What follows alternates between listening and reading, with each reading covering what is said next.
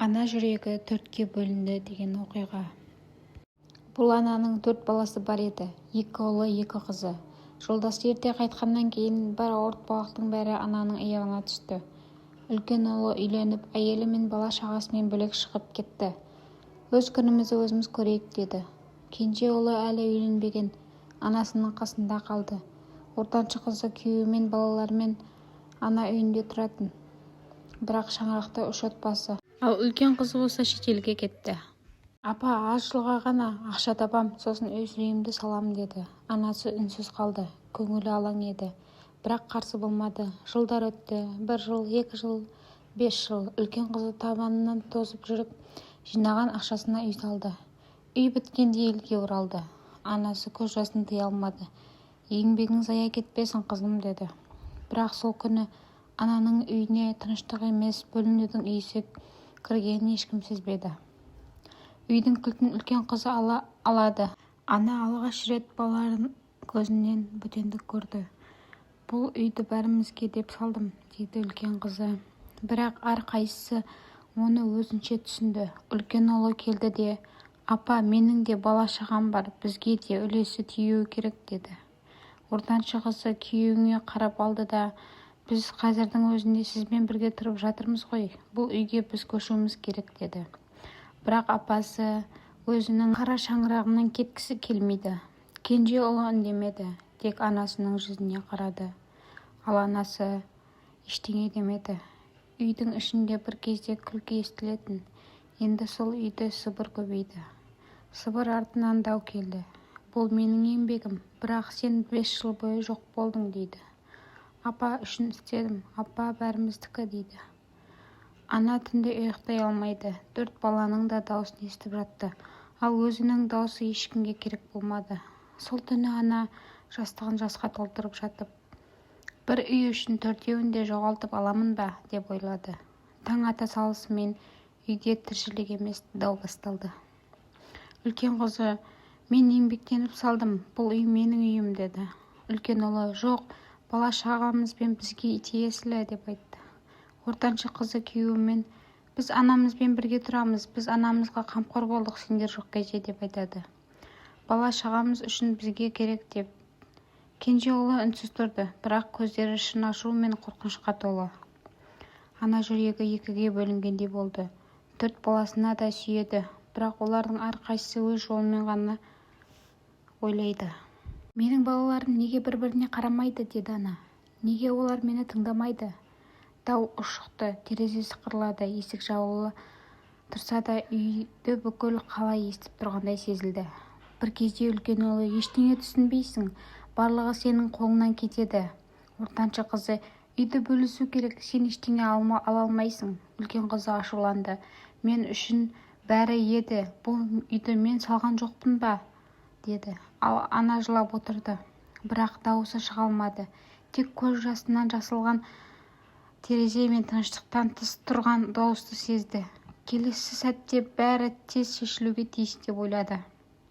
Ана кәрі жүрегімен ойлады, бәлкім бәрінің дұрыс шешімі мен осы үйде кішкентай қызым мен күйеу балама жаздырып беремін деп айтады. Сол кезде барлығы одан сайын ушығып кетеді. Сендерге сенемін, бәрі дұрыс болады деді. Бірақ бұл шешім балалардың арасындағы қауіпті ұрысқа жол ашты. Кішкентай қызы мен күйеу бала, бұл үй тек біздікі деп айғайлады. Үлкен ұлы мен ортаншы қызы қарсы шықты. Үйде дау, айқай, кек, қорлық басталды. Ана жүрегі шыдай алмай, барлық эмоциясын ұстай алмай, үйді өртеп жіберді. Бірақ осы да тоқтатпады. Кенже ұлы өзінің туып өскен үйін сатып жіберген болады. Сол үстінде дауыстар көтеріліп, тағы да ұрыс басталды. Ана үшін бәрі түпкілікті құлады. Барлығының кесірінен ана өзінен ештеңе қалмағанын сезді. Солай жүрегі ауырып, есін жия алмай, мен бәрін жоғалттым, бәрін, деп шақырып есінен танып ауруханаға түсті. Аурухана төсегінде ана жатады. Көздері жартылай жабық, бірақ ойы әлі балаларында. Бәлкім бәрін дұрыс жасадым деп ойлайды. Бірақ дәл сол кезде ана түсінді. Барлық үй, барлық ұрпақ арасындағы даулар бәрі бос еді. Дәрігерлер айналасында жүр. Бірақ ана олар үшін жоқ сияқты. Балалары ауруханаға жиналды. Бірақ әрқайсысының көзіне тек өз реніштері мен қорқынышы, анаға қарау емес. Бір-бірімен көзге түспей қатаң тұрды. Ана тынысын қатты ішке тартып, соңғы сөзін өз-өзіне ғана айтты.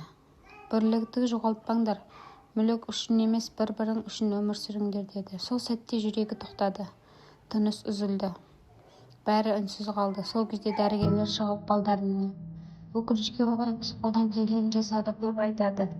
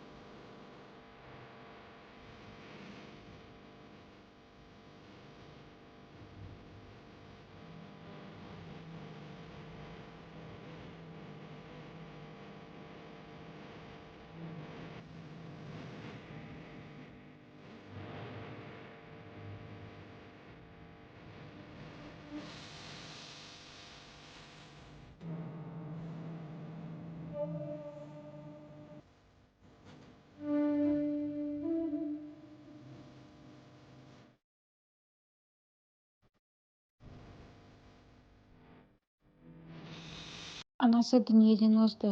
Үйде тек тыныштық пен өкініш қалды. Балалары алғаш рет бір-біріне қарап үнсіз сөйлесті. Біз қатты қателестік, деді үлкен ұлы. Ана дұрыс айтқан еді, біз бірігіп тұруымыз керек еді, деп ортаншы қызы жауап берді. Кенже ұлы мен кішкентай қызы да үнсіз, тек көздерінде жылаған даусыз өкініш бар. Олар бір-біріне қолдау көрсетіп, анаң үшін бәрін бірге жасайық, деді.